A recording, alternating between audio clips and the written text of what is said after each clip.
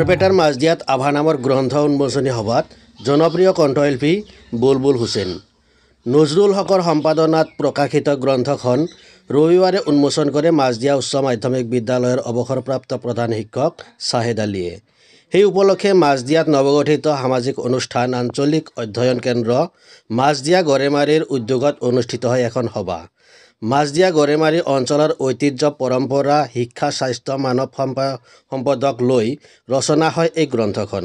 সভাত অসম বিত্তীয় নিগমৰ উপাধ্যক্ষ অনিল কুমাৰ দাস, PCS গাৰ্লছ পলিটেকনিকৰ অধ্যক্ষ নজৰুল হক, চিকিৎসক হাফিজুৰ ৰহমান সহ বহু কেইবাগৰাকী বিশিষ্ট ব্যক্তি উপস্থিত থাকে।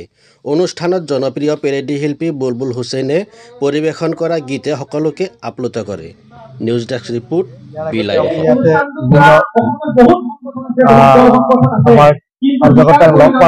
বিভিন্ন অঞ্চলত আহোঁ আৰু মই একেবাৰে আশাতে গৈছোঁ জবলপুৰলৈ যেতিয়া মোক ক'লে যে যাব লাগে মই যাম বুলি ক'লোঁ।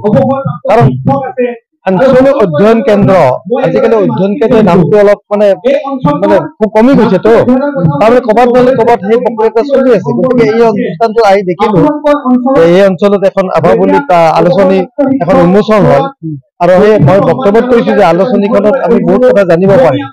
আমি এই অঞ্চলত ঘূৰি ফুৰি থকা মানুহ, সেই অঞ্চলৰ বিশেষটো কি আছে, কি ইতিহাস আছে আৰু প্ৰতিভানো কি আছে, এই প্ৰত্যেক কথাখিনি আমি এই আলোচনীখনৰ মাধ্যমে আমি গম পাম আৰু এই সুযোগটো মই ল'ব পাৰি নিশ্চয় ভাল লাগিছে। মই শাসন প্ৰসংগত কৈছোঁ আজি আমাৰ যিবিলাক ব্যাধি স্বৰূপ, যাতে যুৱ সমাজ আমাৰ ৰাষ্ট্ৰ, যুৱ শক্তি মানে ৰাষ্ট্ৰ শক্তি, এই যুৱ সমাজক আমি আগুৱাই নিব লাগিব। আজি আগবাঢ়িছে বহুতখিনি, কিন্তু যাতে কোনো অসামাজিক তত্ত্বই তেখেতসকলক যাতে কোনো বিপদে পৰিচালনা কৰিব নোৱাৰে, তাৰ কাৰণে আমি সেইকাৰণেতো কৈছোঁ অধ্যয়ন কেন্দ্ৰটোৰ গুৰুত্ব তাতেই আছে।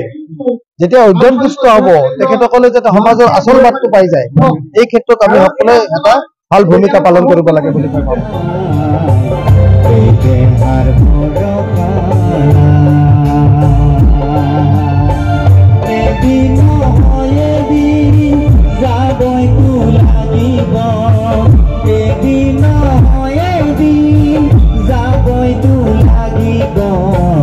Emo